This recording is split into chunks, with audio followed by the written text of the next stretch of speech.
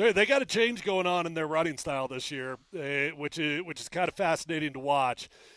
Sean Payton has always been a gap scheme guy, which means inside power, duo, downhill type of running. Then you can tell, and you heard Bowles talk about it there a little bit, that they're emphasizing it. I chatted with somebody a little bit before practice, and they're emphasizing outside zone, which that's my bread and butter. That's the background I come from.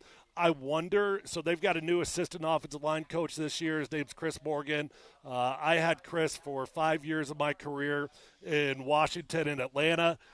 He comes from a Mike Shanahan background. He's definitely an outside zone guy. I don't know, typically speaking, your assistant offensive line coach isn't going to decide the style of running.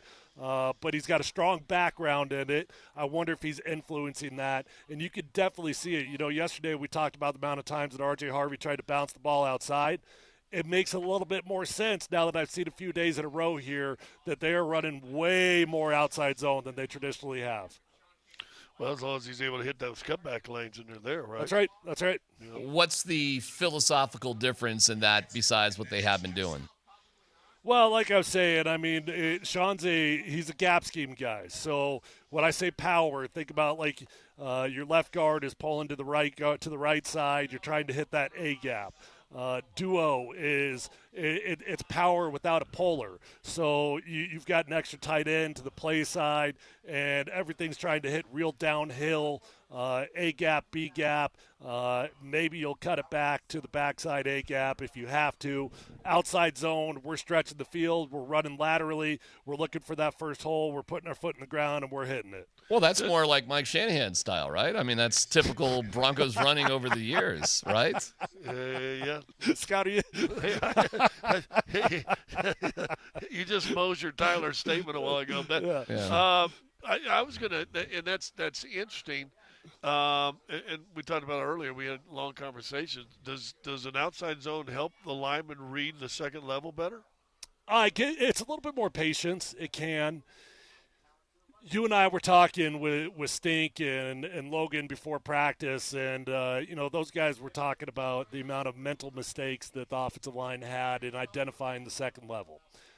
Most of that happens pre-snap more rather than post-snap. And if one guy's not on the same page, then nobody's on the same page. Offensive line, you truly have to have 5 guys that identify the same linebacker.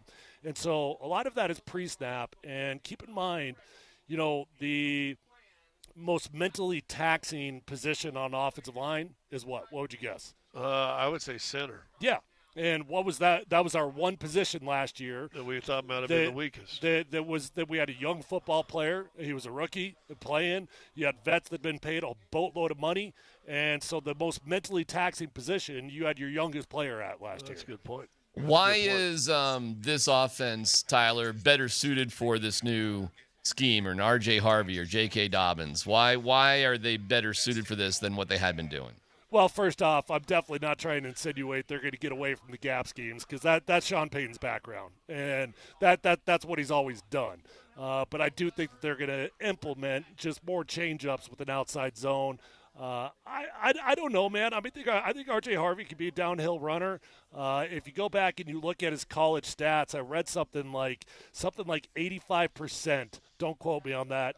Something like 85% of his runs, he tried to bounce outside the tight end, which that's a little bit bothersome to me. Mm-hmm. But it tells you that that's the style of running that he's been coming from. And it also, when we see young running backs that struggle early in their careers, it's that right there, though. Yep. Always trying to get outside. It means you're not reading the linebackers. You've predetermined what you want to do.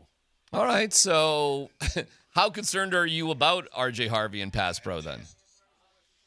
Oh, I'm not panicked. No big deal? He's a young football player. I brought up a play that he got destroyed on today. We've seen that happen with every young football player. It'll happen to him another 100 times. But we'll find out. But that's the beauty of why you've got J.K. Dobbins here, is that you don't have to rely on R.J. Harvey on third down.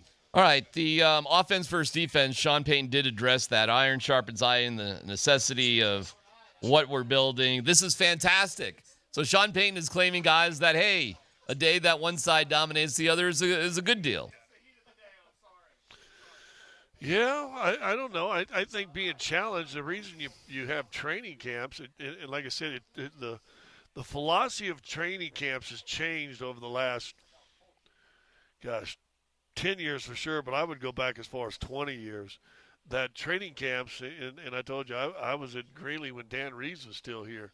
It was about getting dudes in shape. I mean, it was a month long in the hot sun, 2-a-days, hard, full pad. I mean, you were trying to get running. They're running sprints, 100-yard sprints after practice every day. I mean, it was about getting guys in shape. These guys are in shape, and Mm-hmm. I think we just heard Sean Payton talk about it in the beginning of his thing. He said we can still get a little better, but we're pretty good right there. These guys are in shape, so now it's about technique and getting things down. And so a little competition. Listen, I don't know, Tyler. Do you have to learn that as a young player? Two things can happen when you get your ass kicked. You can sulk and mope about it, and you're going to get your ass kicked the next day. Or you can go back and be fired up about it, figure out what you did wrong, and you're going to be better the next day. Yeah. And to be fully transparent, I struggled with that big time as a young player. I know I've told this story, so if you're a loyal listener, you've heard it a million times. But as a young player, I did struggle with the ability to flush a bad play.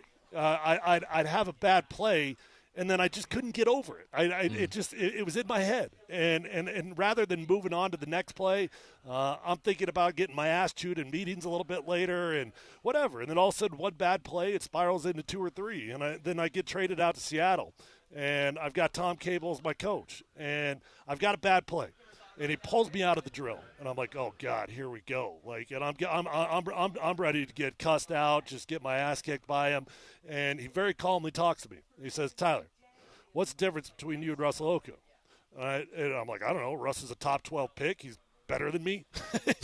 He's like, "No, Russ doesn't have anything on you. You are just as talented as Russell Okung. The only difference is that he doesn't let one bad play turn into 5. You got to learn how to flush it."